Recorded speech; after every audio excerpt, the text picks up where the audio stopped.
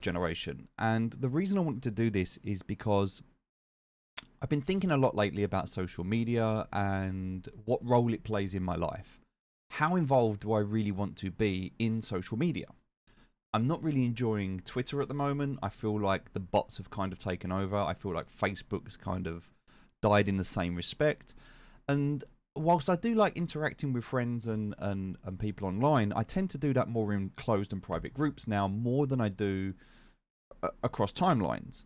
And I think that when I think about the platform that I have and the voice that I have, what do I want to be known for in terms of the content that I create? Do I want to be that guy that just sits playing games and that streams games? Do I want to be that person who just trolls people and has a bit of fun online? Or do I want to be someone who actually generates worthwhile content online that can help people?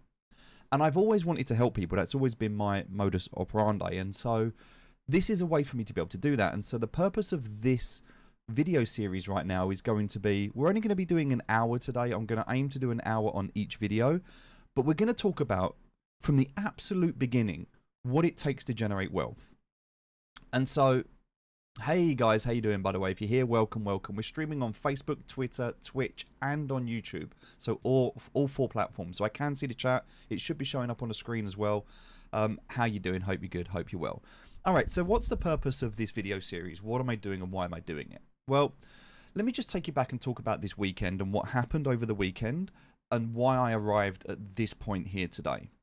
So I took my daughter into London, central London at the weekend, and we went window shopping. Now, at the time, it was just to have a look around. There was no intention set. It wasn't like I was going out to buy anything. We were just looking around. And we went to look because my daughter loves F1. She's mad on F1. And she wanted to go and have a look at some of the supercars and some of the nicer cars in London. And so we agreed to go and look around some of the showrooms. So we started off at Ferrari, and then we went to Lamborghini, we went to McLaren, we went to Lotus, we went to Aston Martin. And we kind of went around all of the showrooms. Now, you can't go in London, in Knightsbridge, you cannot go into the Lamborghini showroom without an appointment. And the reason for that is because they only show one person around at a time, and you can't be in there with another person. It's kind of a very exclusive environment, and the people in there are normally high net worth individuals or people with money. And so you can blag it and go in if you want to, because they don't know who you are and whether you've got money or not. But at the end of the day, you start to build these relationships with these people. And this is what started to happen over the weekend. So at the time, I was just looking. I wasn't really thinking about buying a car, but I had a conversation with one of the gentlemen. He was an engineer. He'd been an engineer for Lamborghini for a long time now. And he said they've basically done everything they can do with the petrol engine. There's nothing left for them to do with the petrol engines. And that's why they're starting to move over to hybrid. And we're starting to see a lot more of these hybrid cars. Now, yes, it ticks boxes for governments. And if you look at the new Lamborghinis that are coming out, they have 6-mile range on their hybrid. So it's not exactly going to make a difference, but it really does generate a new way of them being able to think about problems and deal with new technology. And so we're not going to see any more petrol developed Lamborghinis, like straight 12s that we've seen that are pure petrol. They're not going to exist anymore. I think personally, and this is just a thesis, that those are going to become, because they're so rare anyway, specifically in the UK, right-hand drive cars are rare. And so a right-hand drive petrol car is going to be even rarer. That way, if you're looking at some of these models, limited edition models that have only had like 350, maybe 1,000 produced, if they are kept in pristine condition with low mileage, not only can they hold their value, they can potentially gain value. And so now I changed my perception of we're just window shopping, me and my daughter having a good weekend, to I could park some money into one of these cars and it could hold value. That's a way of storing wealth. So I've now not only shortlisted some Lamborghinis, and the one that I'm particularly looking at the moment, and I've put an offer in on, is a Lamborghini Huracan Spider, for any of you know. I'm also looking at a McLaren. So I've been looking at the McLaren Artura, and to be in a position to buy these cars got me thinking. And specifically going back to social media, I could post these cars on social media. I could post me driving around in these cars, and I'm sure people would love them. They would like it, and they would be like, oh, hi, Steve's got money, we'll be his friend. I could definitely buy friendships, and I could buy attention by having a nice house and having nice cars. But what the fuck's the point in doing that? Like, what, for my ego? For me to be like this self-obsessed, like, look at me, I'm better than... No, fuck, I don't want that, no. That's not the purpose of having a social media platform, in my opinion. When I look back, now, consider when I started on this journey, if we go back to when I left the army, all right, and we're talking like 2005, so like 20 years ago. Really? 20 years ago? I feel so old right now. I left the army 20 years ago. That just hit me. Okay, so I left the army 20 years ago, and when I did, I was homeless. I actually lived in the back of a car. And so I'm not saying that. This is not like, oh, please feel sorry for me. Like, this isn't one of those stories either. Because there's a lot of people that do that. There's a lot of people that pull on heartstrings to be like, oh, like me, please, feel sorry for me. And I don't want that. I didn't have a bad upbringing. You know, I was blessed as a, I would say a healthy white male growing up in the UK. You know, I definitely had a bigger advantage over many who don't really have that advantage given where they're born and where they're brought up. But being born into, I would say, convenience and being born into comfort isn't always a good thing. Because what I found and what I believe is a lot of people who have moved out of, I would say, struggling economies are hungry. And I think that when you get complacent, you lose that hunger. When you get comfortable, you lose that hunger.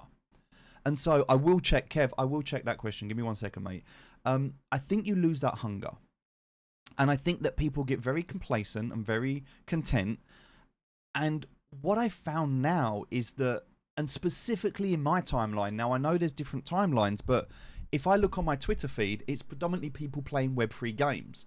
Because that's what Twitter shows me, because that, or X, that's what X shows me, because that's what I interact with. It's because it's what I've been passionate about. But here's the problem. Games are an addiction. They're no different to drugs. They're no different to alcohol. They're no different to any other form of addiction. Now, for me, my personal vice when I was homeless was gambling. That's what caused me to end up homeless, was I was gambling. Now, if you talk to any of my friends and family, they would say that I was addicted to gambling. I was never addicted to gambling. How do I know that? I went to Las Vegas, gambled a little bit and walked away. As an addicted gambler, you cannot do that. It's like giving an alcoholic a drink. If you're addicted to something, you have no control. That's what addiction is. You lose that mental ability to say no more. And so I don't believe I was addicted to gambling. Gambling for me was a vehicle for a bigger problem. And through my own therapy, I've been able to self-analyze and work this out over the years. My addiction, because I do have a very addictive personality, my addiction is to escapism. How do I know that? Because I will gamble to escape. I will drink to escape. I will not do drugs. I'm good. I don't do drugs. But I will game. I will play computer games to escape. And so when I found a way to make money playing computer games, I was like, oh, wow, there's now a way for me to be able to make money. And I can also get paid and help other people. And it's what led me to build this website that you see in front of you on my screen, Undisputed Noobs. You see, I'm not that good of a gamer. I'm not a very good gamer. In fact, I'm a bit of a noob. And I used to like, and I still do, playing competitive games. Games like Dota, games like Warzone, where you're in a squad and there's a few of you, but they're all random, you don't know each other. And if you're not very good, very often, people that are not very good, they do one of two things. They either just, suck it up and deal with it, or they project. Now, a lot of really bad people, what they do is they don't have the ability to self-analyze and say, I could be better. They say, oh, it was the support's fault. It was the carry's fault. It was your fault. You were feeding. You didn't do this. You didn't support me. You didn't save me. You didn't help me. There's always someone else. And this is very important. This is vital to what I'm going to discuss today. If you're playing a game and you're blaming other people for losing, you're the problem. In life, it's the same. If you don't have money in life, it's your problem. It's nobody else's. There's nobody else to blame. Oh, the government did this and the tax this and the country I live in and my parent. No, it's your problem. You can deal with it. Every single person who is watching this video has the internet, so you have the ability. Now, what you choose to do with your time is on you. If you choose to waste it or you choose to project, that's on you. What I'm going to do, and the reason of this video series right now, is I don't want to be the person who just shares big houses and nice cars and says, hey, look, I've made some money. I want to give you the tools that I use, the exact same tools that I was able to use to get myself out of a hole and to where I am today. And believe me, I'm not where I want to be right now. There's a lot of stuff I still need to do and a lot of work I still need to do. But this is absolutely what you need to get you on that ladder.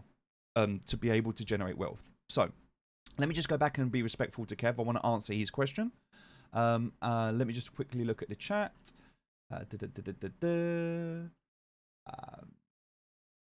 Hey, it's been a bit, how am I? I'm doing really well, thank you very much. I was just thinking, I wanted to ask, do you like the metal security tool Trezor sells for your seed phrase? Kev, I'm not saying there's anything wrong with that. I'm sure it's fine. Personally, I don't use it. The reason for that is because when I look at my seed phrase, I don't want my seed phrase in one location. I use something called Shamer's Secret Sharing.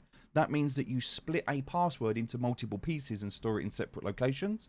You can't really do that with that metal device. Your seed phrase is in one place, unless you buy two of them and put half on one and half on another, but that kind of defeats the object. I like it for the fact that it's obviously going to, it's obviously not going anywhere. You know, if you write something down on a bit of paper, that paper could over time erode, but that's why I laminate it. That's why I put it in the fireproof and floodproof bag, and I split it into different locations. That's why I do what I do there. So I personally don't use it, but sure, like, you've got to do what's right for you. Look, it really depends. For some people, for security, if you're in the Philippines, I don't actually think it's good to have a seed phrase. I actually think, whilst we talk about self-custody, if you're in the Philippines and you're subjected to floods and or subjected to places where there are fires or anything else, I just use the Philippines as an example, sometimes it's better to use a centralized exchange. Even though, you know, we all talk about self-custody and everything, but if you're living in an environment where physical property and assets aren't able to be secured, for example, then maybe using something like 2FA on a centralized exchange is a better form of security than holding on to a seed phrase. Even if you're living in somewhere like South Africa where, right, you know, you could be robbed or have like theft and things like that. There's definitely places and things and stuff. So it's not like one solution fits all. It really depends. But I personally don't use it for that reason, but not saying that it's a bad reason. What about the Genopets Habitat Lottery? I need to look into that. I'm not sure about the lottery, what you're talking about. Is that something Genopets are doing? I'll have to have a look into that. Hey, bro, it's good to see you. Tall you up. All right, let's jump on. I will go back and answer all the questions. So at the end, I'll go back through and I'll answer all the questions. I'll try my best to interact with you, but I really want to get through this content as well because I want to put this out on YouTube and I feel like this is really valuable and we need to, I don't want to waste time. So, all right, here's the thing, right? If we look at why I created Undisputed Noobs, let me just talk about this because it leads into what I'm talking about perfectly. When I was playing games, I wasn't very good. People would call me a noob. They'd be like, oh, you're such a noob. Like if I was feeding or I wasn't very good, they'd call me a noob. A noob is a derogatory term, right? It's something derogatory that people say to people that aren't very good. I wasn't a very good gamer, so people would call me a noob. So then I called myself the Undisputed Noob because when people turn around to me in a game and went, you're such a noob, I'd be like, well, what gave that away? Where was the clue? Was it in my name? I mean, Jesus, right? You think I'm going to be good when I'm called the Undisputed Noob? It took away the power of the people that were attacking me because they were no longer able to say things about me because I called it out and I said, look, I'm just not very good. The problem with this is if you keep telling yourself you're not very good, if you keep saying I'm not very good, oh, I don't deserve money, I don't have a lot of money, I'm poor. If you keep saying these things, you'll reaffirm these things. So you need a different mindset. So Undisputed Noobs is not about being a noob. It's about disempowering others who try to use things against you. The most important thing in your life, please listen, this is the most important thing I'm going to say right now. There is nobody in the world that will talk to you worse than how you talk to yourself. There is nobody in the world that will talk to you worse than how you talk to yourself. The conversations you have within your head internally, the self-talk, the shit that you say to yourself, if that was personified in two people interacting and you're a decent person, you would interact, you would get in the way and you would pull that apart. You wouldn't allow two people to talk to each other the way you allow yourself to talk to yourself. Does that make sense? And so I always wanted to protect myself from other people attacking me, but I never stopped myself from attacking myself. I never stopped myself from feeling shit and talking shit about myself internally. Like the internal dialogue in my head, you're worthless, you're useless, you're never going to be good enough. And so anytime I had potential for success, this imposter syndrome, this ability to self-sabotage would turn up and would break me back down and take me back down to a level where I had nothing, and I would continuously have nothing. And what I managed to do by repeating this cycle over and over was build a system. I'm going to give you this system completely free of charge. There's no fucking email, there's no logging in, there's no signing up to a course. I don't believe in any of that shit. If there's something worth sharing, share it.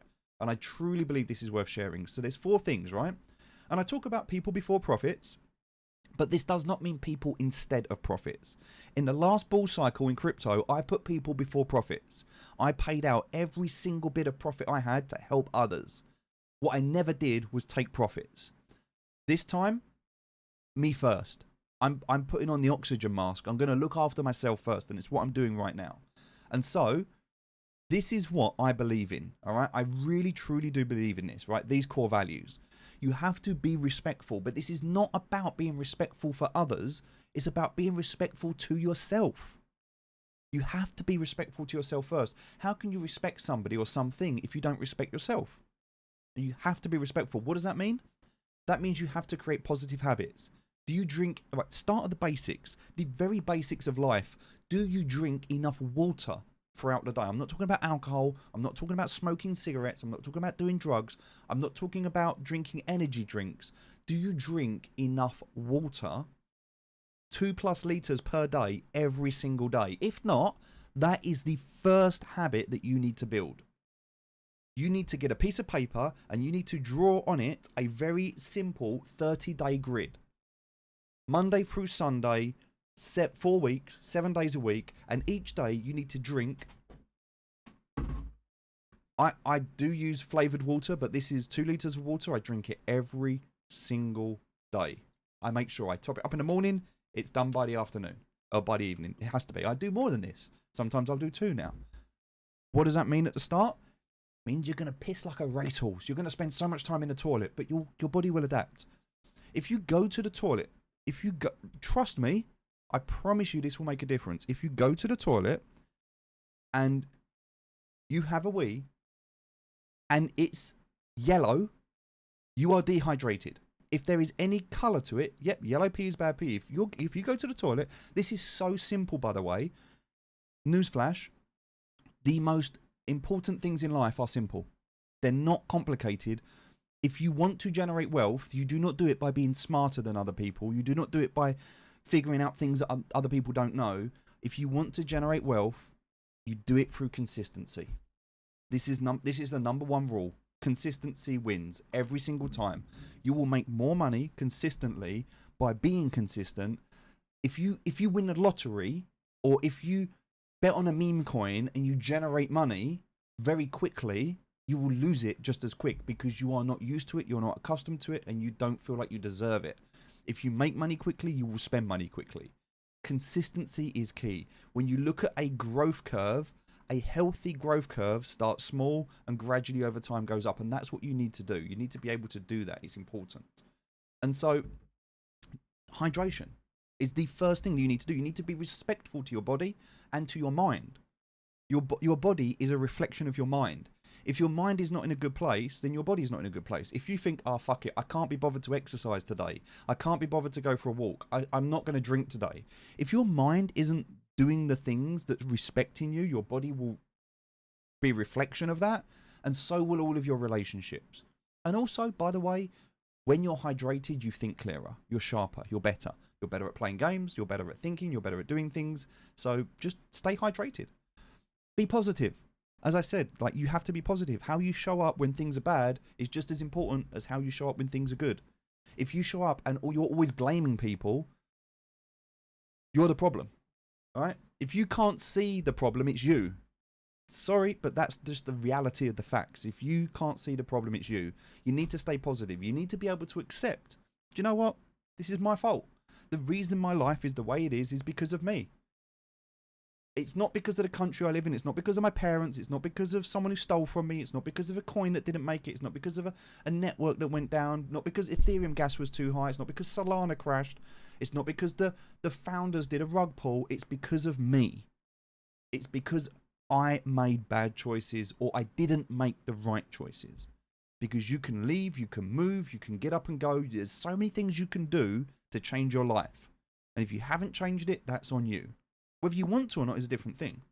And this brings me to my third point. We need to have fun, right? Life is about having fun. You need to have experiences. You need to enjoy life. Life is a very short period of time. And so you want to make the most of it. And so this is how I believe we do this. Now, I'm going to shut this website down. But I think this is really important when we talk about the basics and the foundations here. You have to start with your mental health.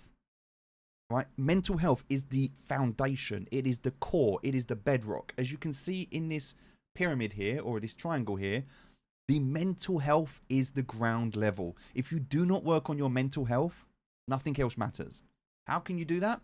You can download, well, I don't even know about this app anymore. It used to be free, but it's not anymore. You have to pay for it. But there's an app called Headspace. It's a really good meditation app. If you can't afford it or can't use that, then there's definitely, go on YouTube. Look at meditation. Start practicing daily meditation. All right, start looking at self-help books. Look at Think and Grow Rich. Look at How to Win Friends and Influence People. Look at, if you really want to challenge mentally, The Master Key System by Charles F. Hennell is a phenomenal book. A phenomenal book. I'm just looking right now at my some of my books. I need to get a new... Yeah, I need to get a new bookshelf up. But yeah, I'm looking at some of my books that I've got.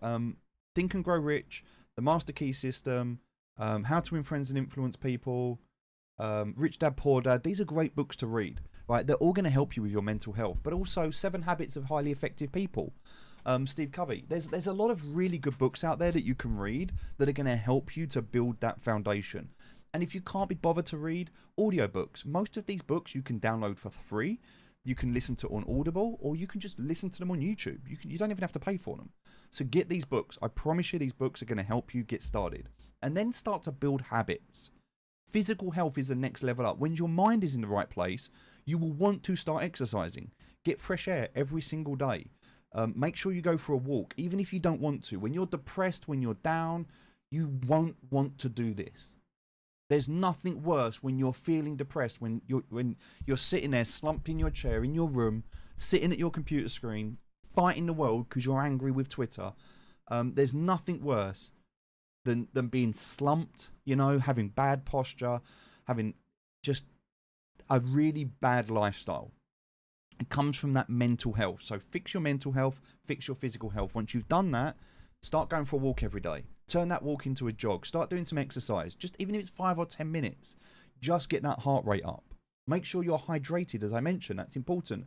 And then start looking at what you're eating. What are you putting into your body? I have a blood test done by a company called Thriver once a year. It does my blood work and it tells me what's wrong with my body. Like, I know right now I've not been eating healthily, and as a result of that, I know that there are some areas in my life that I could improve.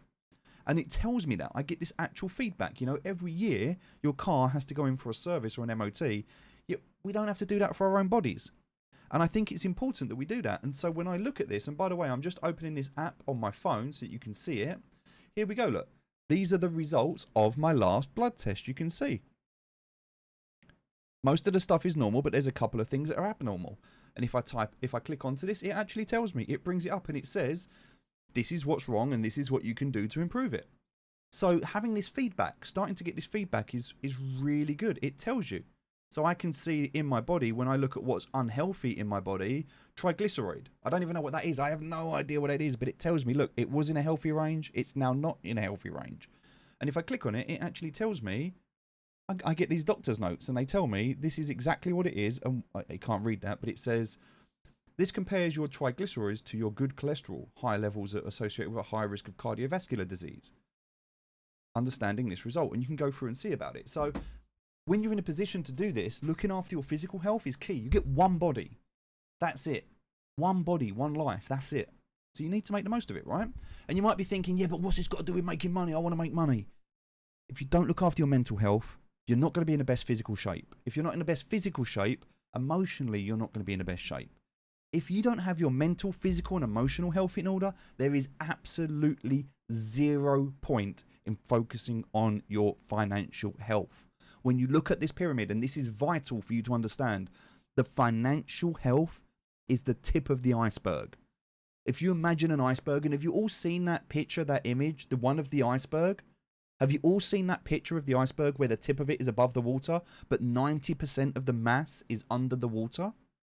Well, this is all of the work that people, when people say, Steve, you're so lucky, you've just put an offering on a £2 million house. Steve, you're so lucky, you went out and bought a Lamborghini. Or Steve, you're so lucky, you went and looked at a McLaren. Steve, you're so lucky, you're taking your daughter to the F1 and you're getting this hospitality by Ferrari. And Steve, you're so lucky. No, it's not fucking luck. 90% of the work I put in, nobody got to see, nobody wanted to do. So all of that stuff that I could put out on social media, hey, look at me, I'm doing all this fun stuff, great. What the fuck's the point? Like what? So that you can simp over me? So that you can be like, oh, Steve's doing well, let's follow Steve. I don't have a fucking clue what I'm doing when it comes to crypto. Nobody does. There is not one single person that can call themselves a legitimate expert inside crypto. There is no such thing as an expert in crypto. It doesn't exist. It hasn't been around long enough. There's no such thing. We are all degenerate gamblers. Fact. I don't give a shit what anybody else says. Nobody has any better information than the next person. No one, everyone's just winging it. And here's the thing with winging it. Even a broken clock is right twice a day.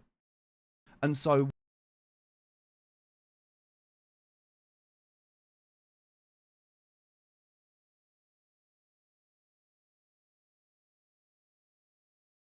it's down, you've got money to be able to buy in. So that when the markets are up, you're able to take profits. And so you're able to look at things more objectively. Now, how do we do this? I want to focus this video series on financial health. That's what we're going to be doing. And we're going to start with that right now. But if you do not take note, and if you do not act upon the base, the foundation of this pyramid, if you do not deal with the depth under the water, the 90% mass of the iceberg, then the financial health is irrelevant. Because if your mental health, your physical health, and your emotional health is not in check, then the financial health is irrelevant. And what do I mean by that? If you can't breathe, if you literally cannot breathe, if you do not have air in your lungs, the only thing you care about in that moment, the only thing you care about is breathing, getting air. You do not give a shit about what somebody said to you. You do not give a shit about what somebody did to you. You do not give a shit about anything else. Everything else is irrelevant if you cannot breathe. We are so distracted in our minds. Our mind does not have the ability to breathe. Our mind does not have the ability to breathe because we are bombarded with noise. We are so distracted with the connection of social media that we do not have the ability to think clearly. And so what I'm asking you to do is take a step back. Go and touch some grass. People say it, but not many people do it. Disconnect. The best thing you can do is disconnect. And I'm telling you this right now. I will be disconnecting from social media. I will, because I recognize this in myself. I have become the product of the thing I don't want to be. I am consuming all of this noise, and it's a distraction. And it's what got me to want to create this series right now, to be able to say to you, look, we all want to be able to look after ourselves. We all want to be able to look after the people we care about. And we all want to be respected. We want to be loved and liked. And we want people to look at us and go, wow, so-and-so, like, you know, so-and-so's doing really well. Good on them. But for it to be real, Not for it to be photoshopped, not for it to be fake information, not for us just to be bullshitting, but for us to genuinely really be in a decent place. And the reality is, and I'm sorry to say this, but most people in a decent place are not projecting that place to others. They're not. They're just enjoying it. They're just enjoying it themselves. Which is why I really want you to be able to look at this from wherever you are, whatever situation you're in. Step one, fucking take responsibility. All right? Take responsibility. It doesn't matter what has happened in your life. You are responsible. There is no, stop blaming. From now on, from this point forward, do not blame anybody or anything other than yourself. With that being said, do not be too harsh on yourself. You need to love yourself. Take responsibility. You can blame yourself, but don't become a victim. Do not become a victim. So take responsibility. Stop blaming others. Do not become a victim. Right? At the very core. Start to look after yourself. Start to hydrate. Start to exercise. Start to practice meditation. You know, you go to the gym to work your arms to build up your physical muscles, but you have to also be able to work on your mental muscles and your emotional muscles. So practice mindless, practice mindfulness, okay? Being mindful, practice meditation, and practice gratitude, practice love and empathy, practice gratitude, look, if you don't wake up in the morning, me and my partner do this, we wake up and we don't do this every day, I'll be honest, we don't do it every day, but we do, we sit down and we say, what are you grateful for today? What are we grateful for? It could just be something simple like turning on a tap and having running water. It doesn't have to be complicated. It could be looking out the window and seeing a beautiful view. It could be having a platform where I'm able to connect to these people and I'm able to change lives. I'm grateful that there's nearly 200 of you watching this right now, because even if only one person hears what I'm saying, this is worth it. Do you know what I mean? And please, let me know in the chat. Let me know in the chat, is this useful? Does this help? Like I can see right now, Matt, like Metasanda says, "Damn man, I needed this," and I'm honestly, mate, that's your message. Like I see all of the chat, but your message is exactly the reason I'm doing this. Because when I was in this situation, I didn't.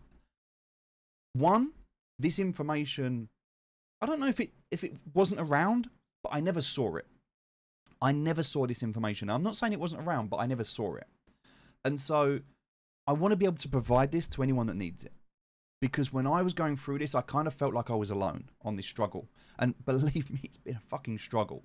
To get to where I am today has been a struggle. Not because of anything other than my own responsibilities. Like, I am my own worst enemy. I was in my own way.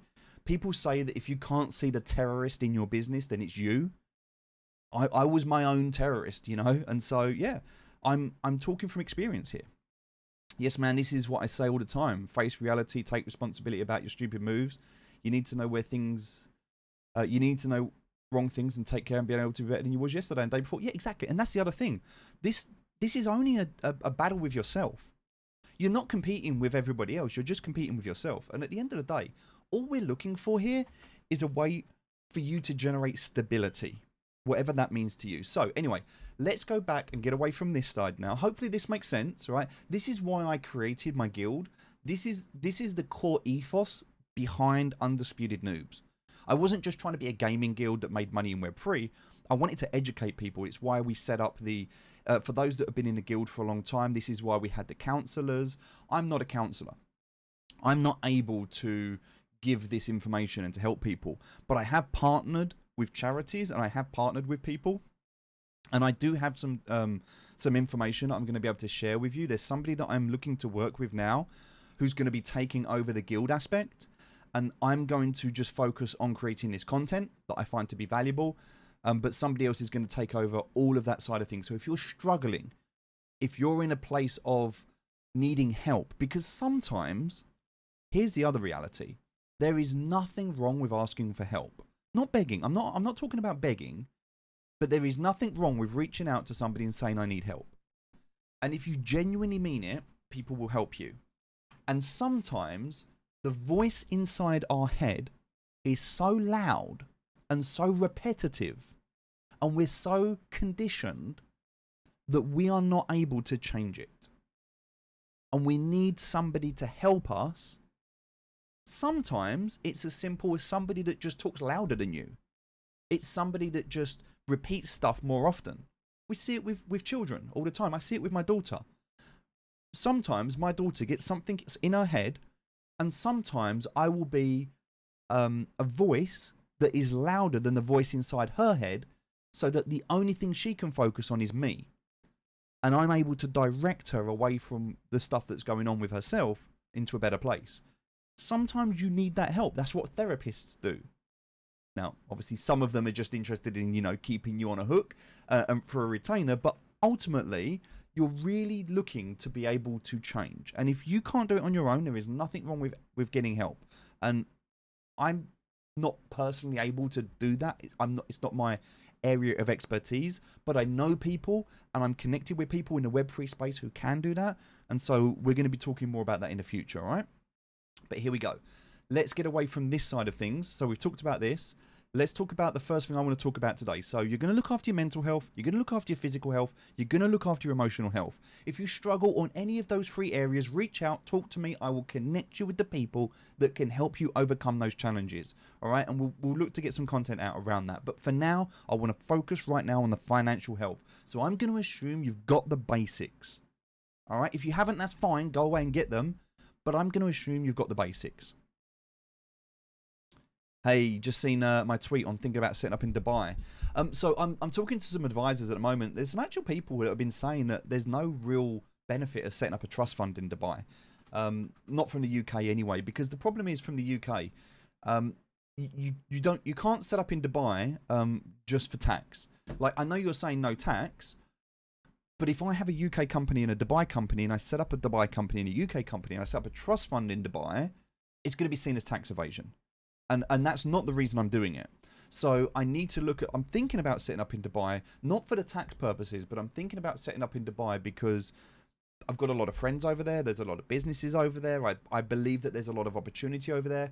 But the UK government just isn't crypto friendly right now.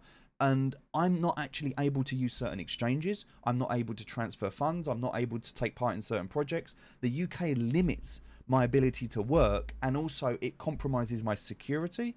And those are the reasons why I'm actually genuinely looking at setting up in Dubai. So that's the tax side of things. I obviously I want to look into tax benefits where I can, but I don't want to set up just for the purpose of tax, because if I did that, that would be wrong. And you've got to be very careful. And that's an area I'm taking advice at the moment from experts and paying them a lot of money for that. But it's, yeah, that's something we're going to have to get into. But anyway, before we can even get there, before we can even get into that side of things, like, because these are good problems to have, right? Here's the other thing I'll say. I'm going to end on this note when we talk about our mental, physical, and emotional health. Life is full of problems. You will never, ever be problem free. If you think that having money solves your problems, it doesn't. It may solve some problems, but it creates new ones. You will always have problems. So the key in life is not to remove problems.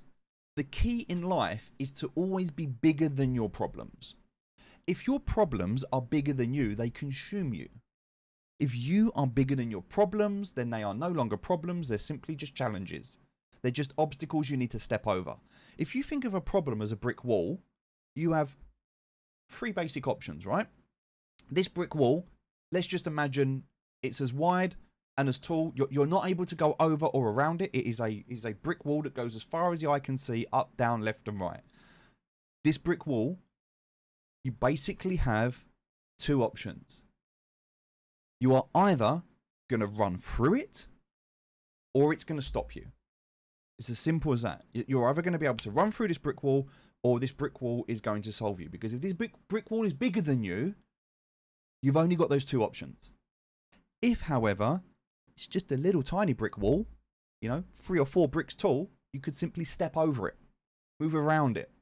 So if your problem is a brick wall, how big is the wall? Because if you see this problem as bigger than you, it's always going to consume you. If you are bigger than the problem, then you can see a way around it. just think of that analogy when you think about your problems. Don't make the problem worse than it is. If it's a big problem, fine, just make sure you're bigger than it. How do you become bigger than your problems? Practice mental health, practice physical health, practice emotional health. Master those 3 areas and you will be able to overcome any problem. That's fact. It's true. Really incredible book on emotional and mental health is The Power of Now by Eckhart Tolle. The Power of Now. Another great book to read. So, all right, let's get away from this. We're going to look at financial health right now. We've already been talking for the best part of 40 minutes. So let's jump into this right now. I'm going to give you a link. I'm going to give you a link. You're going to be able to download this. This is yours. Take it. Use it. It's yours. If you don't want to use it, that's fine. If you've got your own version, that's fine. But I'm going to give you this link right now. I'll put it in the description of the video. This is a document on Google Sheets. First thing you want to do is click on File and click on Make a Copy. Click on File, click on Make a Copy. Make this your own. Okay, make this your own. This is very, very, very simple. When we talk about financial health, the very, very first thing that we need to do is we need to take responsibility. Wherever we are in life, whether you've got money or not, it is your responsibility, it's your fault, it's your problem.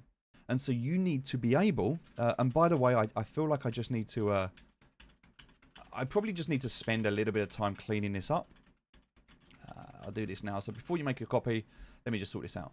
All right, so all this is very, very basic. As you can see, I haven't updated this since 21. This is when I last used it.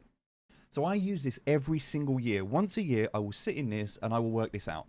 This is an overview. This shows you all of your income, all of your expenses, and it shows you your cash flow. Cash flow is king. All right? I want you to say this to yourself right now. Cash flow is king.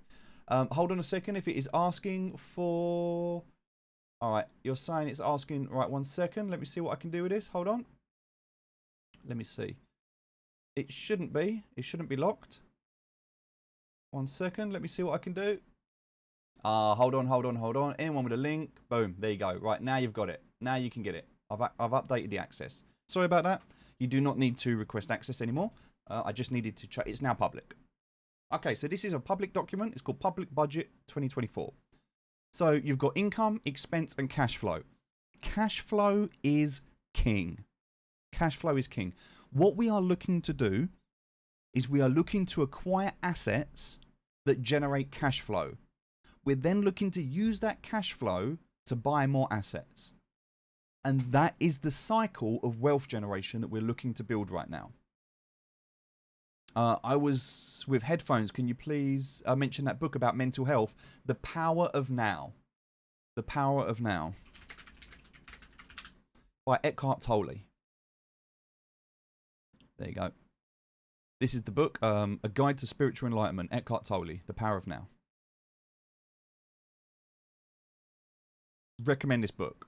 This book actually got me through my divorce. It allowed me to... It's a great book. All right, so here's what we're going to do. Really, really simple, okay? We're going to go through this over the next 5-10 minutes, and then we're going to talk about stuff. So all we want to do right now, we're going to start with expenses. We're going to start with expenses, all right? Now, you can change this to be whatever it needs to be. You can do this to be whatever it needs to be. Actual expenses. What are your expenses? And I want you to take some... This is where you need to put in the work. All right, this is where you need to put in the work. Now, you may need to just go, and I will tidy this up. I will tidy this up today because I will admit there's a few of these that I deleted all of my stuff to make this available for you. And so you might need to just work out a few of these, make sure all of them are working out. But first of all, let's just start with housing, all right? If it's all in British pounds, just change it to dollars. It's fine. You can just go through and change it all. I'm just kind of giving you the template right now. So you can go and figure this out for yourself. But basically what we're going to do, so what we want to do here is we want to start creating a diary. Okay, this is the key. So we're going to start with house. We're going to look at rent. What do we pay out rent? Now, if you live in your home and your family or your friends, whatever, it's okay, whatever it is. But let's look at rent. All right, so I pay, at the moment, I've got a very modest 3-bed house that I live in. I pay £1,500 a month rent, okay? So then I need to look at what do I need to pay next? Well, I pay council tax, okay? What is my council tax? It works out at about £200 per month, all right? You can ballpark this to start with And then you can go through. So if I wanted to be exact, I actually pay £194 per month in council tax. So now I can work out what is my council tax. I can work out what is my rent, what is my council tax. All right, what else do I pay out? So now we're going to work out, in the UK, I have to pay water rates. I also have to pay out water rates, which is sewage. All right, so I have 2 water bills. I also have electric. I also have gas. All right, these are my basic living costs. So these are approximately £50 a month each. Yeah, well, that's going up as well. It's free in the new house. It's £300 a month. So anyway, so these are the basic, like this is just for the house. This is just to live. And this isn't even to own a house. This is just to rent a house in the UK. To rent a house in the UK, this is kind of what I'm paying out, right? So this is just housing. Now also, I've got other costs. Like, now these don't have to be, these can just be additional costs. So I've got my, my phone contract, right? So let's just say mobile phone. Now my mobile phone contract's kind of good. It's £11 a month. I don't pay much for it. I've got my broadband, which I pay for my house broadband, which is about £35 a month. All right. We've also got things I have to buy food shopping. So let's just imagine I spend £100 a week on food shopping. So £400 a month, roughly. I've also got like, I've got my dog insurance. So you get the idea. What I want you to do is I want you to be able to go through this and write down every single thing that you spend in a calendar month. Go back through your previous bank statements. Go through your credit card statements. All right, let's just imagine, scroll down, and you can create these sections and you can delete them and edit them. Like, you make this how you need it. I need this because my house is an office with 5 employees. Jonah, this would be perfect for you. I used to have a separate one for business and for personal. The business one, I now use software to do that. So this is just for personal. But this is what I would do. So are you in any debt? Like, let's just imagine you've got a credit card debt.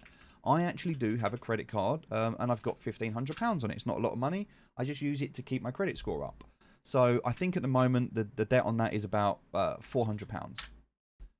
And now I don't have to spend that, pay it off all at once, but I do tend to pay it off like when I've got it. So let's see, what else have I got?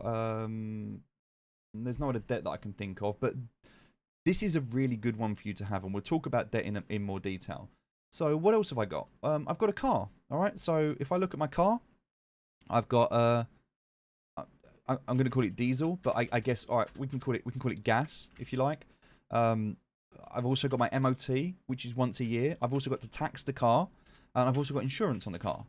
So my insurance on my car is not the cheapest, but it's about £400 a year roughly. Tax on the car, I think, is about I don't actually know. I'm just going to say £200 for argument's sake. MOT is about £50 roughly. I've also got service on the car I need to put in there.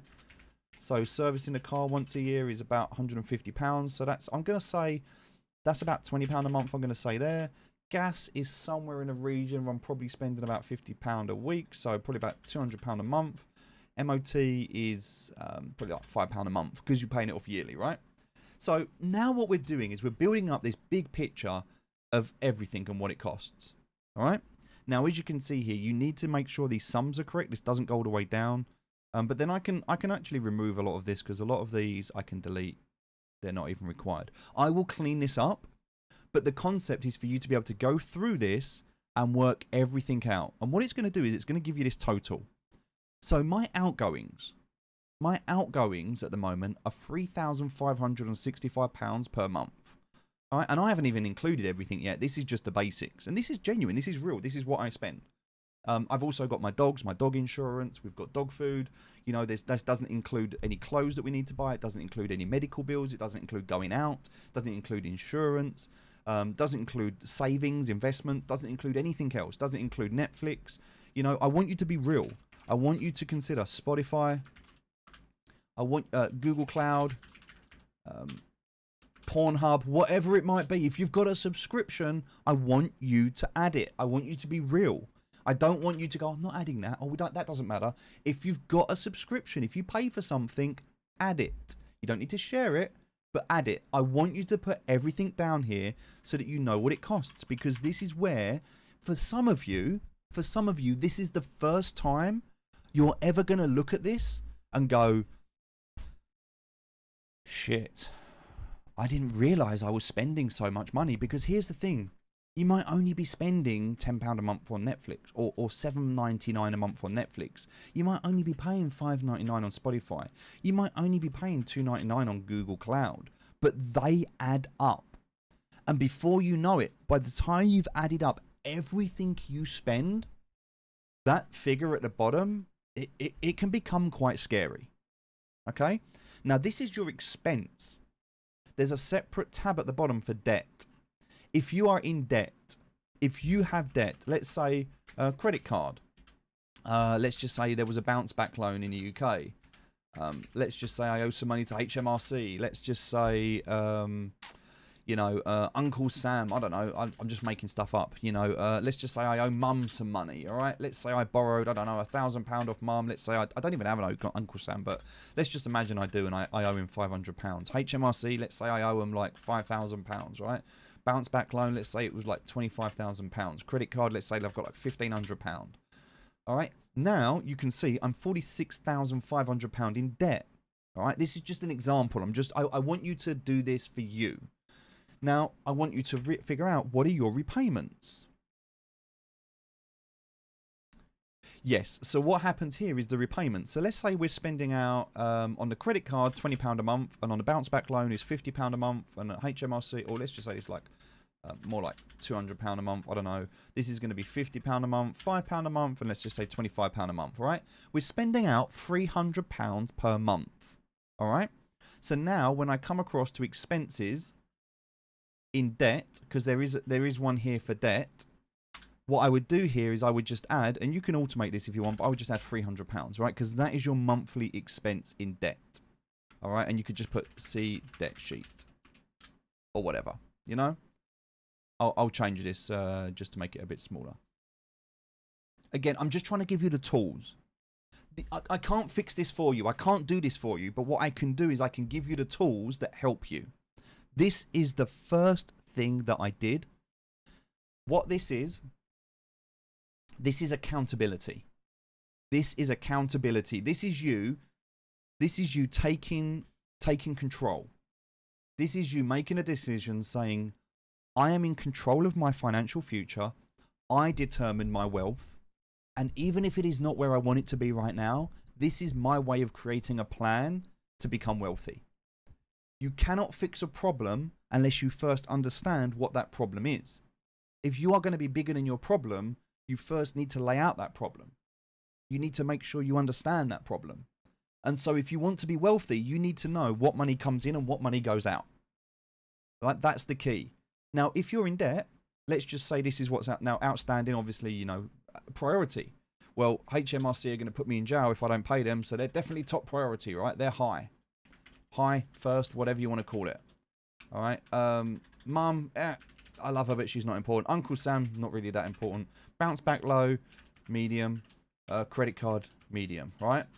Let's just say this one's, let's just say we've spoken to them and they're all due out on the 1st. Here's the thing. If you are struggling with debt repayments, this is the hardest thing to do. But if you are struggling with debt repayments, phone up who you owe the money to. Phone them up. Call them. Email them. Speak to them. If it is a credit card, if it is a bank, if it is a family friend, whatever. Unless it's a drug dealer, because they're not normally going to negotiate with you. But people at the end of the day, they just want their money back. If you are struggling, they have a duty of care to look after you. They have a duty of care to look after you. And so if you are in debt with a credit card and you say to them that I just need a few months to sort my life out, can you freeze any interest? Because this is the thing you need to understand at the moment. And I'm going to put a new tab on here called APR, all right? You need to understand, is there any APR? So if I'm paying, let's imagine a credit card, I'm paying 25% APR. The bounce back loan, I'm paying 5%, all right? HMRC, there's nothing. Uncle Sam, there's nothing. But Mum's a loan shark and she wants 69% APR. All right, I don't know. Whatever. I just, you got to figure it out. You got to figure it out for yourself, like whatever.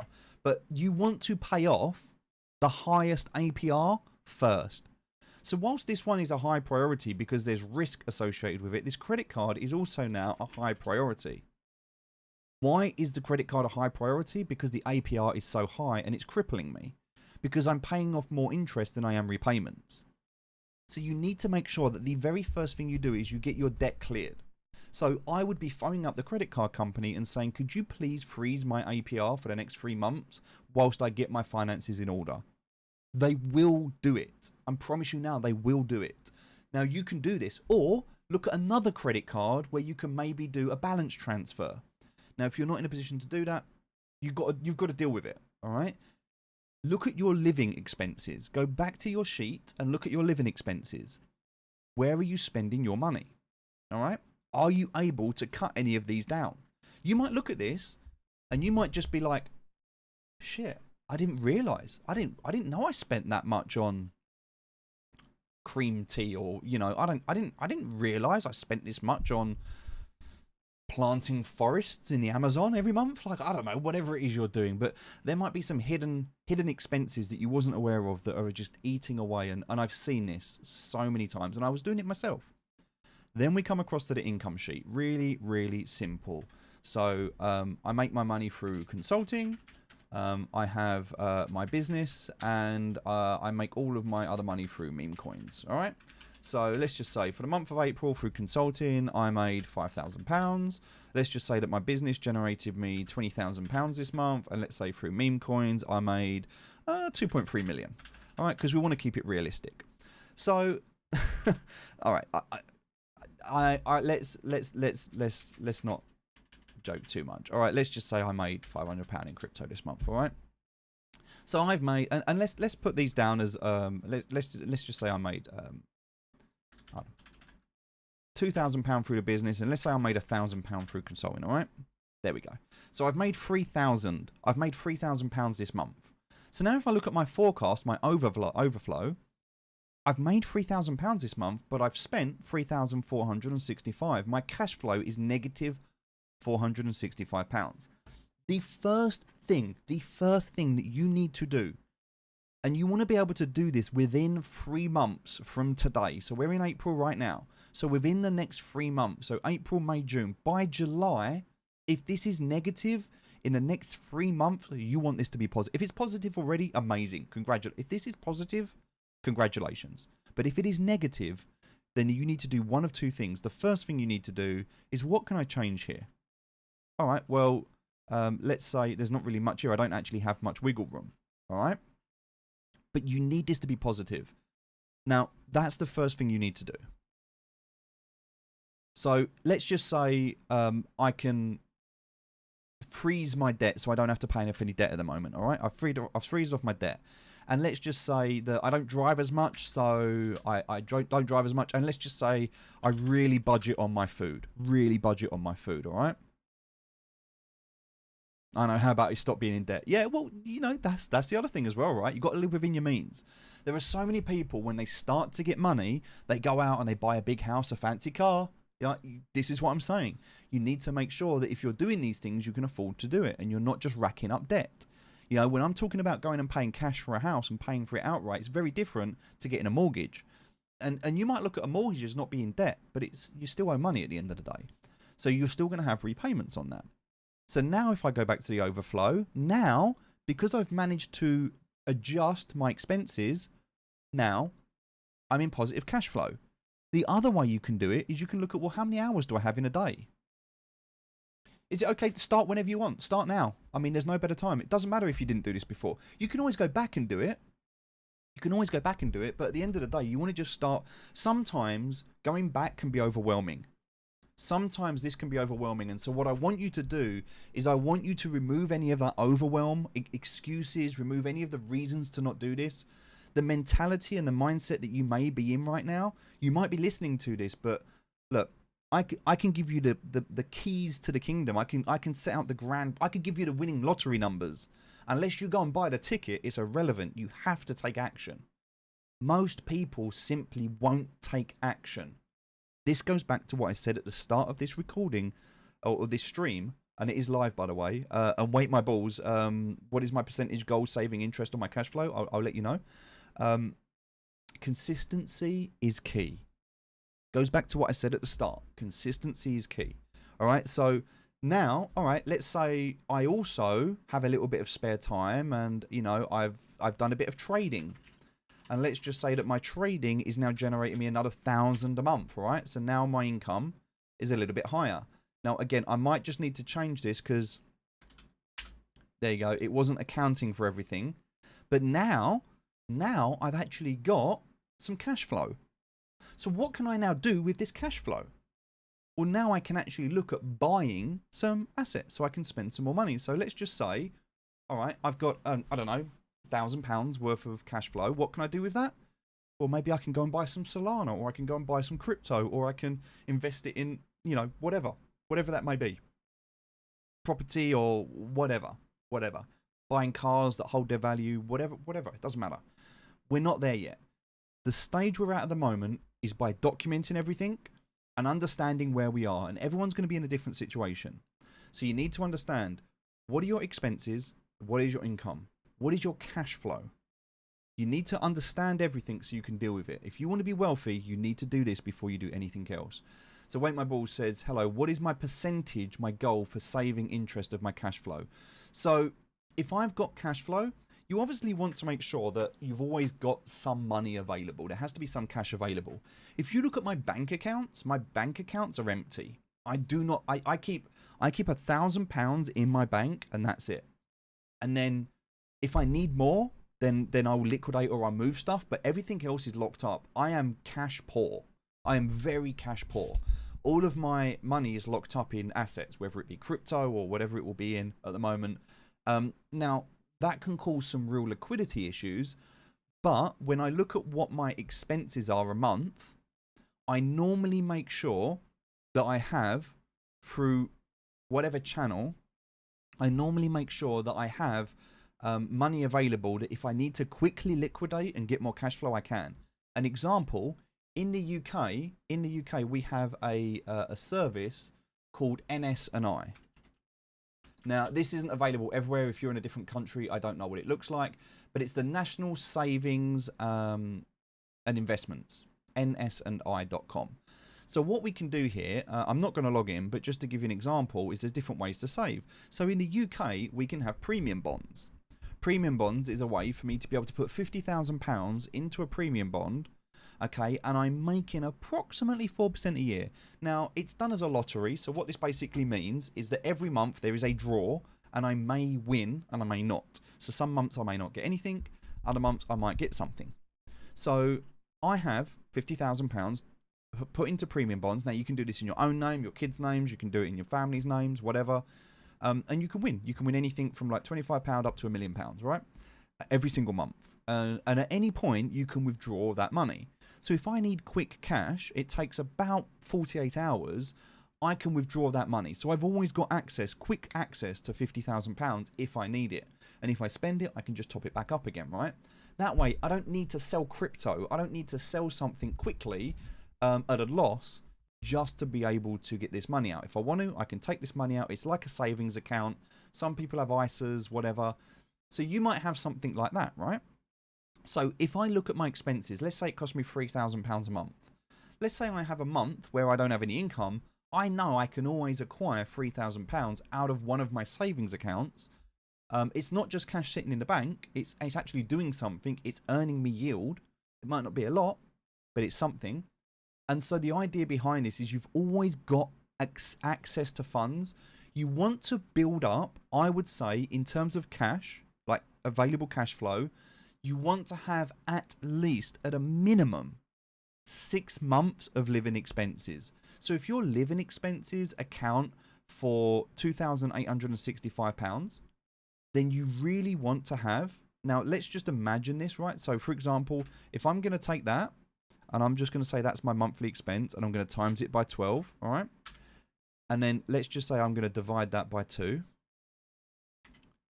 As a minimum, as an absolute minimum, you want, so if that's my expenses every month, as a minimum, you really want £17,000 in cash flow. And as a maximum, you really want £34,000 in cash flow. 6 to 12 months of living expenses. And if your living expenses increase, then you need to account for that. But at the moment, I would say that if you're in a position to be frugal, and you can minimize your expense and maximize your income to generate more cash flow, that gives you more opportunity to buy more assets. And then that asset should be able to generate more income, and that income can generate more cash flow, thus creating a path to wealth. That's the kind of key right now. So that's what I would aim towards if you're looking to do this. That's my general mindset. I could do around 30% since 2021, divided money, but it wasn't every month because sometimes I had to do bigger expenses to economize on the amount, and for sure it's never at the bottom, it happens. Yeah, and this is the thing. So you need to make sure that you've always got access to liquid cash. There has to be a way. Like if you park all of your money into property and you can't sell that property, then you could end up in trouble. So you need to make sure that you have different levels of investments. Easy access, hard access. I've got some investments that I can't touch for 10 plus years. I've got some investments that I can cash out tomorrow. You know, if you invest in a startup, or if you ICO into a cryptocurrency, you might be vesting for the next 3 years. And there's no guarantee that even after the vesting period, you're going to be in profit. Look at Honeyland. It's a great example. At one point, Honeyland was worth $500,000 for me. Right now, it's worth less than 100,000. All right, so I've lost 400 grand off the price of my Honeyland. However, I'm still vesting in that contract, so I can't even sell it even if I wanted to. On January the 1st, when I'd taken out my vesting, I could have sold my HXD for £250,000 or dollars. Sorry. But in doing that, there wasn't enough liquidity, meaning if I sold it, I would have lost 50% in slippage. So I would have lost $125,000 just by taking that money out. Now, you could argue that that would have been worth more than the entire pool is today, but you never know, right? And also that wouldn't have supported a team. So I didn't touch it. I left it there. There's no guarantee that just by investing in something, it's going to be valuable. So you need to always have cash flow. Cash flow is king, and it's what we're working towards. Now, in other videos, we will talk more about this. We'll go through talking about what to invest in, how to invest, where to do that. But as a starting point, and I'm going to wrap up now, so I've talked long enough. If you've got any questions, please ask. I will go through. As a starting point, take this sheet, label out every single one of your expenses. Label out every single one of your debts, including what your APR is, what your repayment plans are. Just understand it. You may not like it, and it may be very painful to do it. But do it, because if you have it, it allows you to look at the problem. And then just look at this, and very simply, all we're looking to do right now is generate positive cash flow. If we can do that, we can start looking at investments. And if we start looking at investments, then we can start to figure out how to become wealthy. I kind of hope that helps. That's pretty much it for today. I don't know what this error is. I can't get rid of it. I'll sort that out later. All right. If you've got any questions, I'm here for you. I'm happy to answer them. But apart from that, we're pretty much done.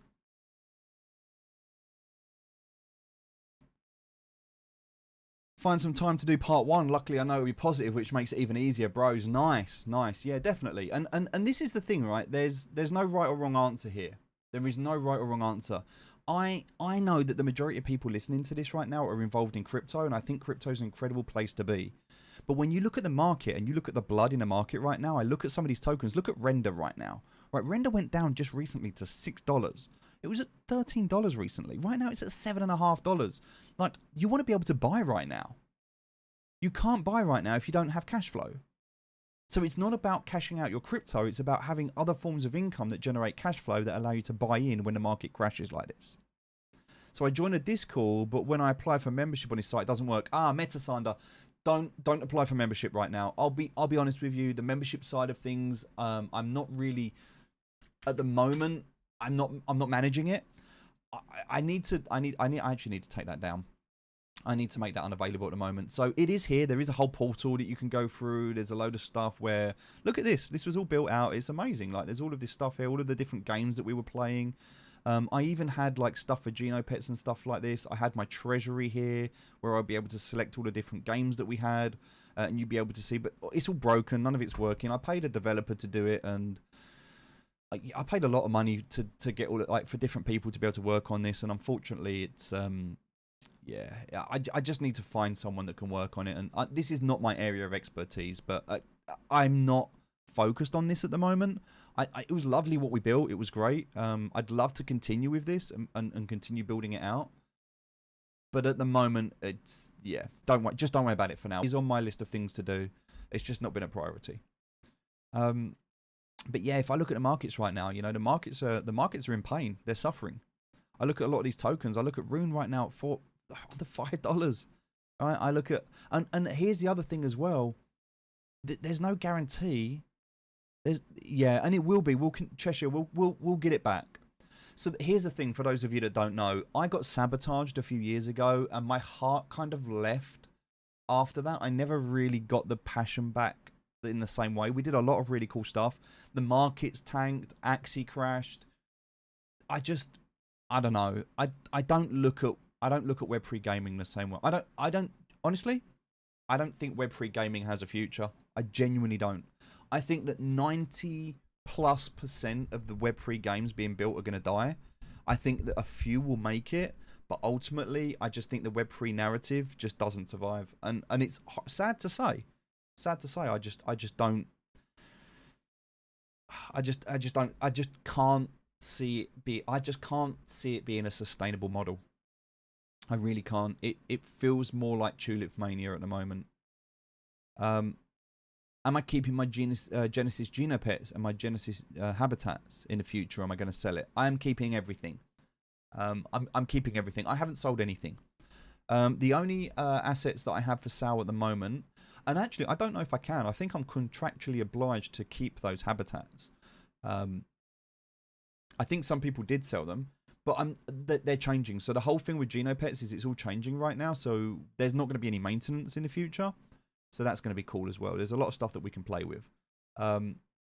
Anything to do with the guild, we'll keep at the moment. Anything personal, I'm selling. I'm selling my Sunflower Land. I'm selling my Pirate Nation NFT, my Founding Pirate. I'm going to be selling a lot of the stuff. Like I've got my Legends of Venari. So there's Legends of Venari. There's Axie. There's Million on Mars, and there's Genopets. Eventually, I probably will look to sell them off to somebody. I'm just not looking to manage them. I'm just not.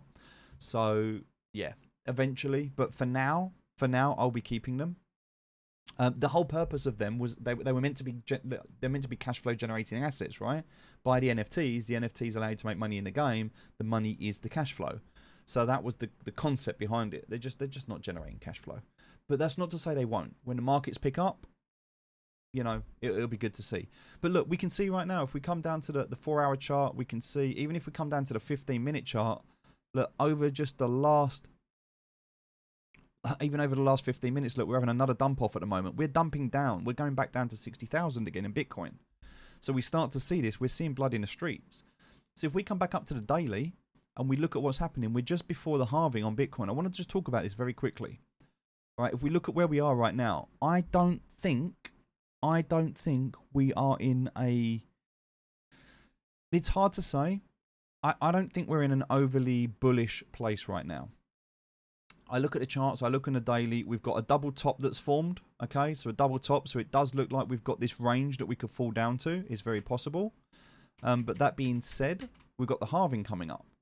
So because the halving is coming up, which is this purple line here, in just literally a few days... What if the halving is a non-event? You know, normally when you look in the past of what's happened during the halving, and you look at the milestones, we don't normally see an uptake until 6 months after the halving. So we don't normally see stuff till afterwards. So it's very, very possible we could come back down to this red line. Now we got above this red line back in February. I do not want to see us drop down below this red line. It will be, if we drop down below this red line, the next level I see is 28k. I think it's very, very possible for us to drop down to 28k Bitcoin. Very possible. This makes sense because it's a great buying opportunity for institutions, for people in the ETFs, for people that want to buy smart money. Smart money wants to buy cheap. So driving the price down to be able to buy down here is very, very possible. Now, I don't know if that happens. Maybe it does, maybe it doesn't. But it almost looks like in the short term, we could see 54,000 in the short term. Now, maybe we don't. Maybe we don't. Maybe we bounce up. Maybe we bounce from here. I don't know. I would love to be able to regain these trend lines. I would love for us to be able to regain this yellow line. We haven't hit it. Look, we We haven't been above this yellow line since here, right? We smothered it. We absolutely smothered it at the beginning of 2022. So 2022, May, sort of April time, sorry. April, we broke this, April 22. This is 2 years to the date. 2 years to the date. Now, we haven't reclaimed this line in 2 years. Right? And this line goes all the way back to 2020. Right? 2020. And we've got the green line as well. So if we look at this red line when we broke it, we look at this yellow line when we broke it, we have not reclaimed. Now we have reclaimed the red line, but we have not yet reclaimed this yellow line. These are key lines. These are very, very key lines. So we're in this range at the moment. We're stuck here. I do not want to see us, like, we spent a lot, like, this whole area down here was absolute pain. This was maximum pain for me. This was brutal. We dropped down here, and anybody that didn't sell in this dump, in this crash, was stuck down here. Now, anybody that got into the market down here, these are incredible, incredible buying opportunities. Anything around here. You know, you're buying Bitcoin at 16,000. Amazing. You know, even if you're buying Bitcoin under 20,000, amazing. Even if you're buying it at 25,000, amazing. You know, you've got these amazing opportunities to buy. I don't want us to come back down to those levels, but that's not to say it won't. I hope that this is done. Like every cycle, there's a new level that's reset. Every cycle. So in the last cycle, like you can see here in 2019, it was like 15,000, right? So whatever it might be. If we look at before, in this cycle, I think it topped at like 20k, just around 20k. Before that, it was like 3k, right? So you had 3,000, then you had 20,000. And if you look, even when it crashed down to previous highs, right? So if we look at the kind of peak of the last cycle, which was around 20,000, it only briefly went under that. Otherwise, it was pretty much on par with that. So if we look at previous cycles, right? So let's just take this previous cycle as an example. 20,000 being the peak, 20,000 being the low. All right. Now, if we look at the peak of this cycle, all right, it was around 60,000. So if we look at the low of the next cycle, all right, so let's look at where we're going to go to. So, all right, we go and we do whatever we're going to do, and we crash and we crash and we crash and we have our next crash. Where do we come back down to? I don't think we come back down. Like maybe we play around in this range. But if the last cycle is anything to go through, then I don't think we come back down much below 60k. And maybe we do come down to the 40k to touch it, but otherwise, I just don't see it. I don't see it. And I also think there's going to be a decoupling. So this is another thing that I think we're going to see. I think we're going to see a decoupling event. What does maximum pain look like? I did a tweet about this yesterday. Most people are holding altcoins right now. Most people are holding altcoins because what they believe is they believe that altcoins are going to move faster than Bitcoin. But what if there's a decoupling? What if Bitcoin decouples from the rest of crypto and Bitcoin goes up and all of the altcoins go down? If you're in altcoins with the intention of buying Bitcoin and altcoins decouple, you may not get a good deal. Because this cycle is very different. And Zog, you're saying it right. Before, in previous cycles, money would flow from Bitcoin into altcoins. But now we've got ETFs. That money can't flow into altcoins in the same way. Now, there are people that will, because there are people that can't buy into stuff.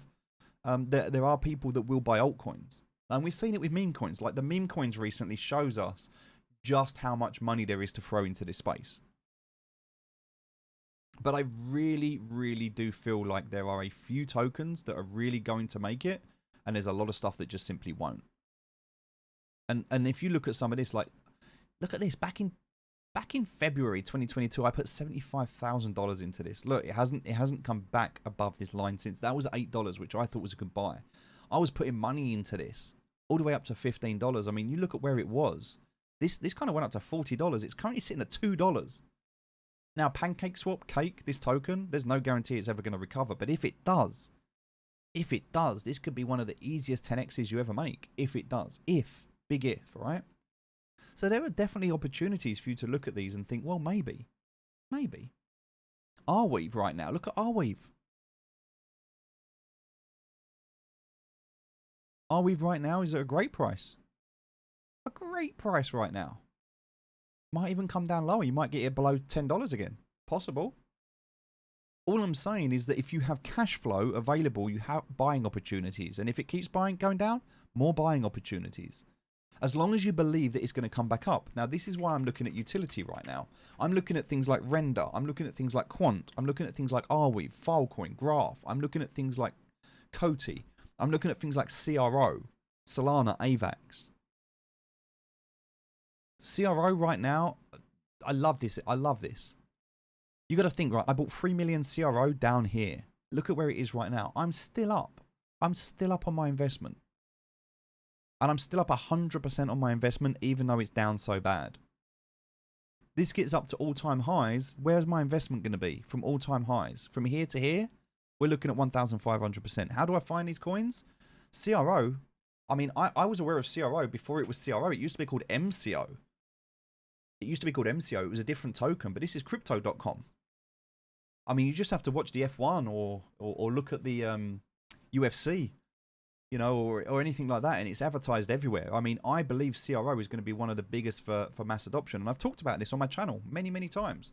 You know, look at what I did. I bought my car recently. I paid for it on my Crypto.com credit card, and as a result of that, I got cash back. So look, there's my card. I've got my new card on the way as well. It still hasn't turned up yet. Hey, Chris, where's my new card? CRO is an easy investment. Got the Ruby card.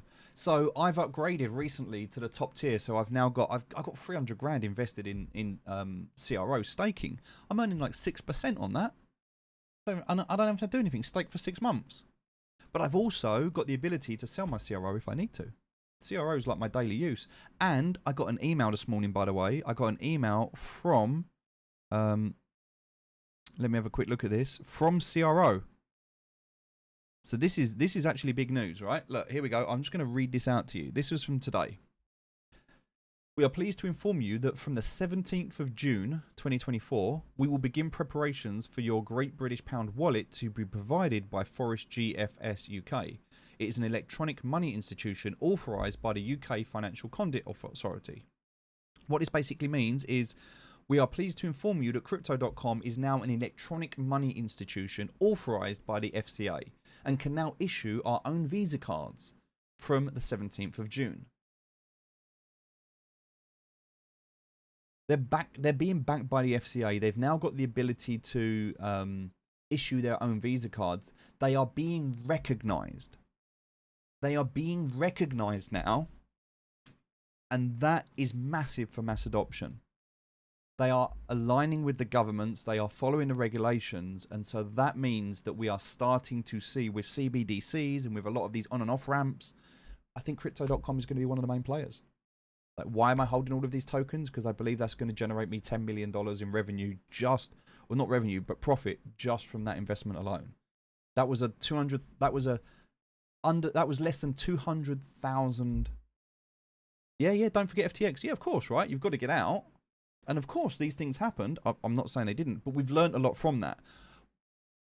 Like, FTX is one thing, right? That's one thing. Like, I can understand people getting caught in that. But getting caught again. Like, we shouldn't see companies making the same mistakes. Yeah, but the thing is, here's the thing, right? If you look at Crypto.com pushing meme tokens right now, that's their social media team. That's like an intern. And I actually sent a message to Chris. I spoke to the CEO and I was like, look, do yourself a favor, please.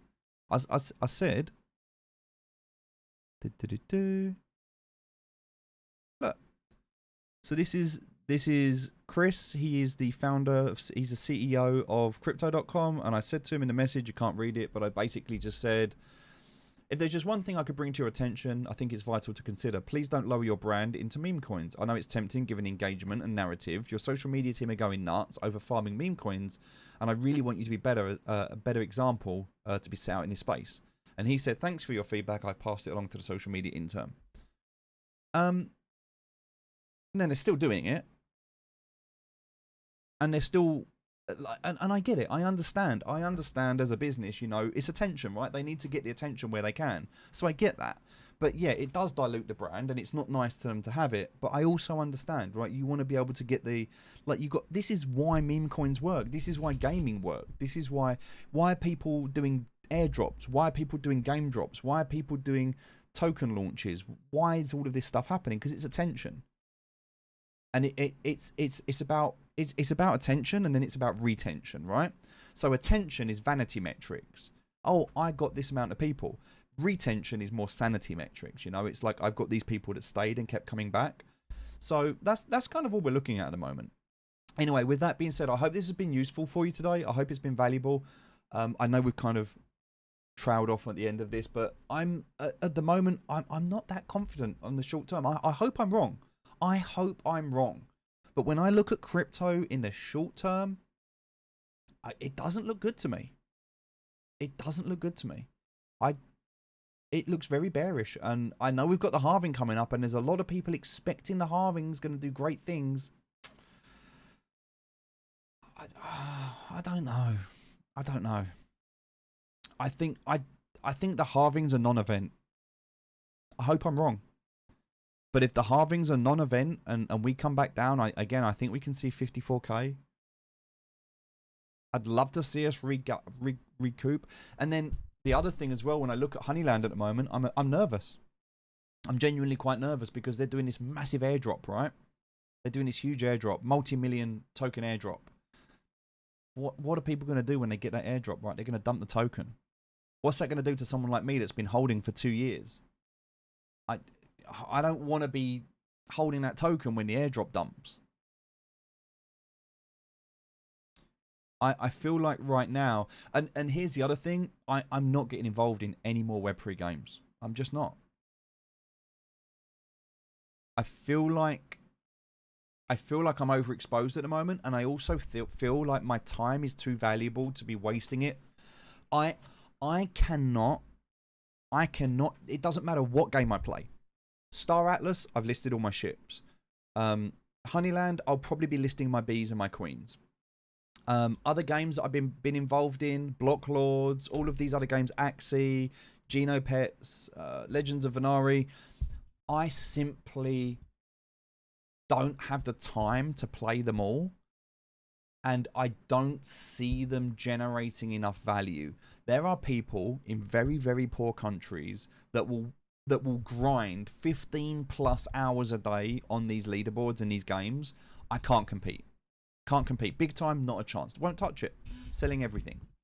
I simply can't compete with these people who are just sitting at a computer screen grinding. That doesn't include all of the bots, scripts, cheaters, hackers, abusers. I can't compete. There is no way for me to get a financial advantage in these games. There is not one single game out there. There is not one. And I love a lot of these games and a lot of these projects, but there is not one single Web3 game that has taken my money and looked after me. There's not one. Everybody takes money and then they look to take more money. And then they look to take more money. And then they look to take more money. But I have yet to find a single project that has sustainably been able to generate me a yield by my investment. And so when I think about where I put my money, Web3 gaming is not a good investment. It's just not. It's just not a good investment. And so I just won't be exposing myself to any more of it. I'm sorry to say that. You know, I love games. Games, as I said at the start of this, is a massive form of escapism for me. But we're talking about wealth generation, and that's the whole purpose of this, is how do we generate and how do we, like, generating wealth is one thing. Getting money is easy. You can get money very easily. How do you keep that money? That is very difficult. Keeping the money is a lot harder than making the money. And so what I want you to do right now, going back to the start of this this conversation, is not just think about how you can make money, but start to consider ways that you can look after your money, and so that money can work for you, so that you're investing your time for your money to make money rather than your time for money. Because that's the goal here. The goal here is to be financially independent, financially free. That's what we're looking for. That's what wealth looks like. Doing something because you want to do it rather than the fact that you need to do it. Now, this doesn't mean you're going to be sitting on a beach sipping cocktails whilst your money makes you money. Like, that's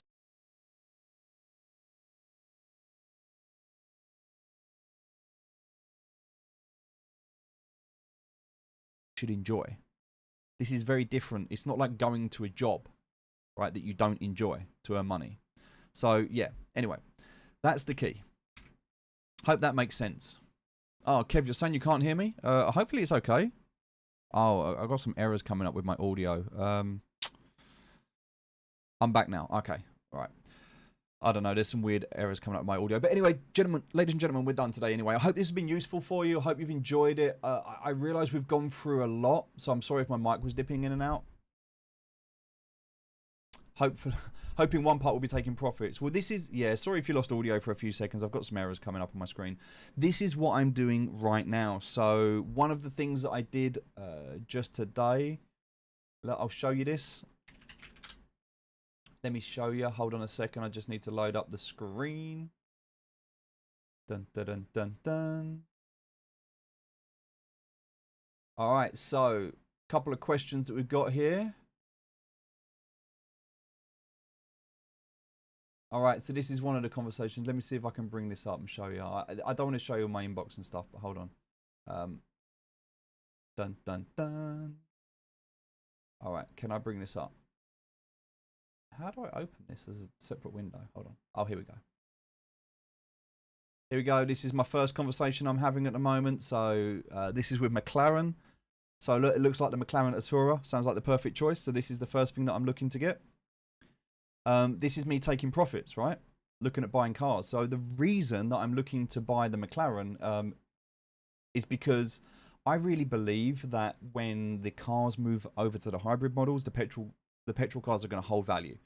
The other thing as well is a house. I went to view a house the other day, and I'm looking to buy it because I want to move houses. It was a really nice house. I put an offer in on that house, so this is one. And the reason I'm sharing this, again, I'm not looking at sharing this to show off. This is not a way to impress you. I'm not looking to be like, oh, hey, like, look at what I'm doing. Like, the reason I'm sharing this with you, and I don't want to share respectfully, I don't want to share my email address with you on stream. But look, happy to put in a cash offer for this house. Now, I do believe that if you've got the availability to put cash into a purchase, you can actually buy it cheaper than if you were to finance. Especially with property, because normally there's onward change. You know, there's a couple of other people that have put offers in, but these people are not able to, like, formalize their offer until they sell their existing house. So there's this onward chain. Now, because we're able to come in with a cash offer, and I'm like, look, we can sell today. If we can sell today, then I can get it cheaper. So even though this house was on the market for 2 million, I've actually put in an offer for 1.78. Now, there's a good possibility that the owners come back and say we're not interested. But if they want to sell and they want to sell quickly with no hassle, we could do this tomorrow. We could do this deal tomorrow. And the whole purpose of this is I'm buying assets that I believe can hold value. 2, I'm removing the rental cost, so I don't have to pay out. So what this will do, yes, I'm taking this money off the table, but I'm not paying out my rent anymore. So that's £1,500 a month that I don't have to pay out in rent anymore. What's happening as well is I'm improving the experience of my life. We're living in a better house. So I'm going to be able to enjoy this house because I'm pretty much living it all the time, right? That's why we got the new car. That's why we got the new house. That's why we're doing these things. So you have to be able to take profit. If you look at the markets, now let's just go back one last time, because this is what happened last time. I did a full trip. I made my money and I lost my money, and I never realized that. So it was all on paper. It never actually counted for anything. But look, just right now, even if we look, you can see Bitcoin again is still touching. It's still touching this 60,000 mark. Now, we haven't really broken below it at the moment, which is good. You know, we haven't broken. If we break below this, now we touched it very, very briefly. Now, but we bounced right back up again. So, but look at that. We touched it ever so briefly. But we bounced back up again. Now, if we recover from this, fine. But if this dumps down here, and if this comes, if I'm watching this very closely, if this comes under here, ooh, this doesn't look nice. This does not look nice. But what do I look like right now? Well, this is a good trading opportunity. What would I be doing right now? What am I going to do right now after this video that I'm recording, this stream? I'm going to start buying positions right now. I'm going to be looking, okay, on my day, what is down the most at the moment? Render's down massively at the moment. All right. Look, it's going again. Look, it's dumping. Let's see what happens.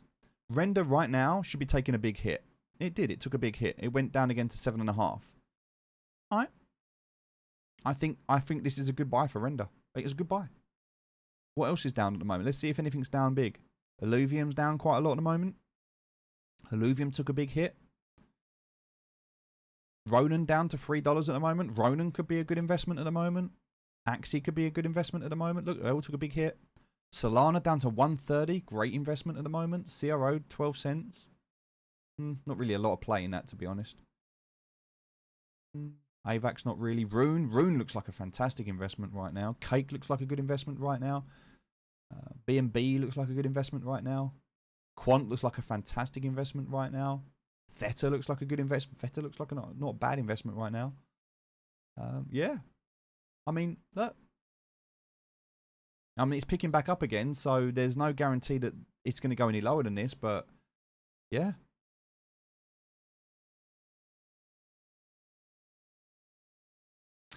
You're not familiar with Render, so okay, let me just give you a very, very quick overview of Render. I won't go into too much detail, but basically GPUs that use rendering capabilities, you know, for games and things like that.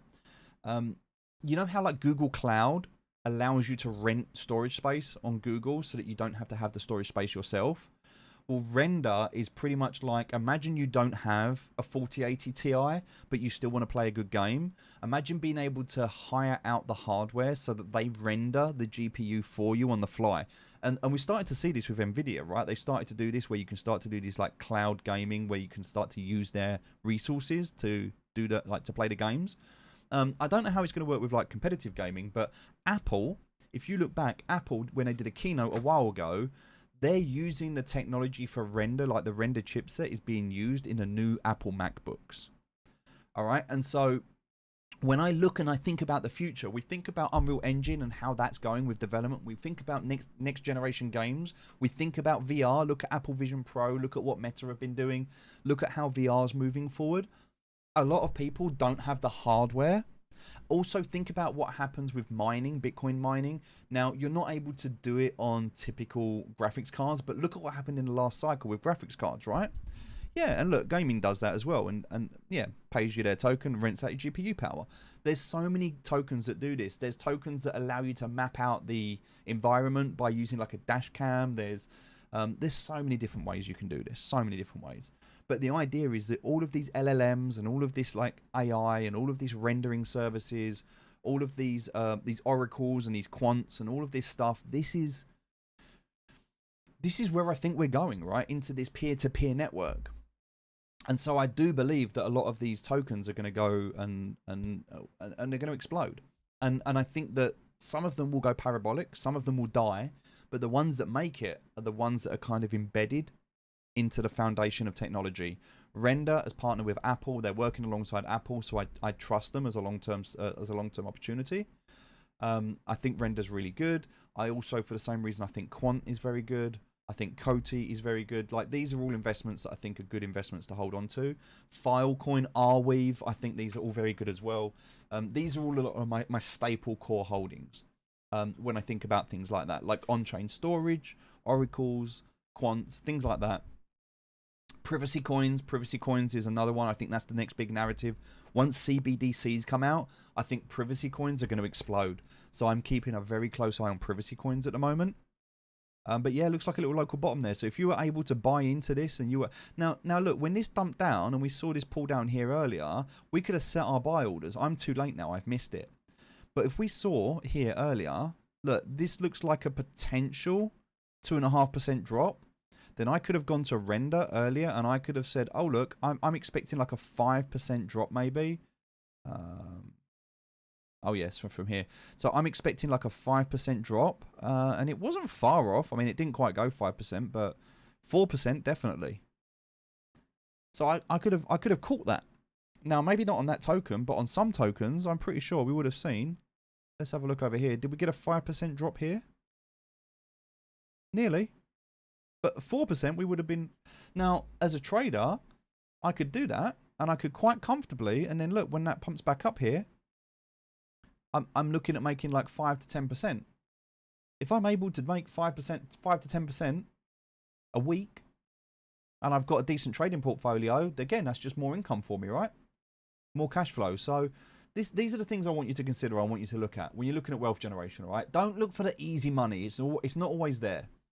Look at how can you become better at managing your wealth.